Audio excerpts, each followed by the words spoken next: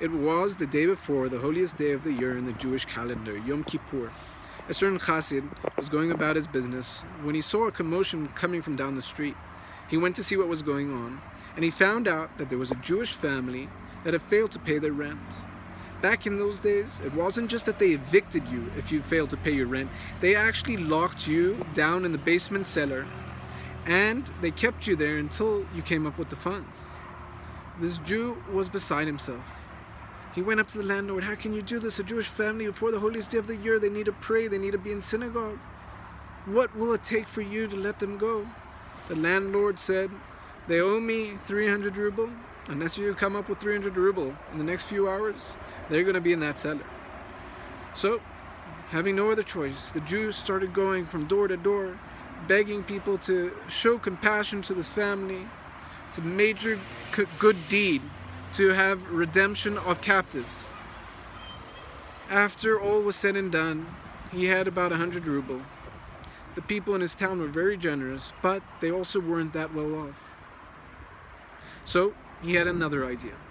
In a neighboring town, there was a younger group, not as religious, but they were Jews.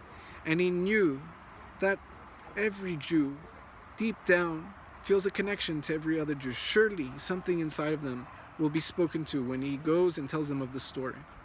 So he went to this town, and everyone was gathering in the bars, gambling, having drinks. They weren't really thinking about being in synagogue. That just wasn't their way.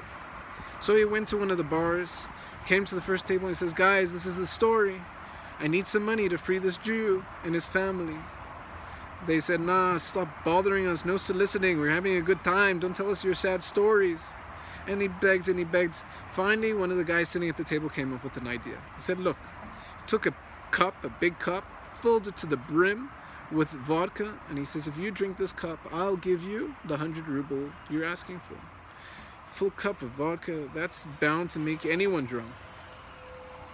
But the Jew thought to himself, what's worse, go to shul drunk, go to synagogue drunk on the holiest day of the year, or not freeing this family? And he did, and he came to the conclusion that God would want me rather, get drunk and come to shul and save this family than not at all. So he said a quick l'chaim, he sat down and he gulped the whole cup down. Now he was pretty drunk, but he got his 100 ruble. He was 200 out of the 300 taken care of. So he was smart. He went to the next table. He said, guys, please, this is the story. They didn't want to hear about it. So what did he do? He says, but they were so kind, they gave me 100 ruble. One of the guys at the table said, I saw what happened. He didn't just give you 100 ruble. So he says, how about this? Puts another cup, fills it to the brim, just like you did at that table. If you drink this whole cup, I'll give you 100 ruble. So this Jew's thinking to himself, right now I'm drunk, but if I drink that, I'm belligerent, I'm blacked out. But what would God want? Comes to the conclusion, you know what? I gotta do it. Chaim drinks it all down. Now he's completely drunk. A certain Jew was sitting nearby watching the whole event, and he couldn't believe the self-sacrifice of this chassid who wanted so badly to save a family he didn't even know. He came up to him and he said, listen, where do you need to be? I got a carriage out back. I'll give you a ride. The man was slurring his words. He could barely see straight, but he told him the address, and this Jew took him there. He went straight to the landlord, paid him the money. The family came out. They were so happy. How can we ever thank you? He said, all I want, take me to synagogue. So it was, an hour away from Kol Nidre, one of the starting prayer of Yom Kippur. Came to shul. He was about half an hour early. They dropped him there on a wooden bench, and he fell asleep. Suddenly, he came to, and he looked around, and he saw that he was in shul, and he saw all the people, and he saw that the arks were open, and he thought to himself, wait, if I'm drunk, and the arks are open, and the Torahs are there, it must be Simchas Torah. It must be the day where the Jews get festive, dance with the Torahs, have many l'chaims.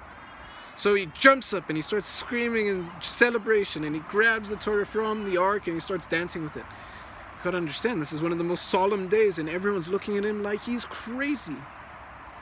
And as they're thinking of going and grabbing this Jew and throwing him out of the synagogue for this assault to the day, the wise rabbi of the congregation, Rabbi Liady said, no one touch this man.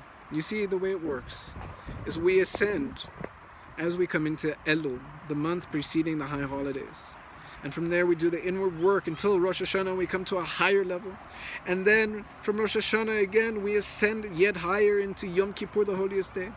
And finally we take all of that energy we've channeled to an even higher level in the festival of Sukkot. And finally the peak of it all is the end of Sukkot. We go into Shmini Atzeret Simchas Torah, where that joy and that energy is radiated throughout our body all the way down to our feet, where we can just dance in celebration. It says this Jew, by the good deed he's done, jumped all the way from Yom Kippur to Simchas Torah. We still have to do the work. May we merit true joy, joy that goes all the way down to our feet.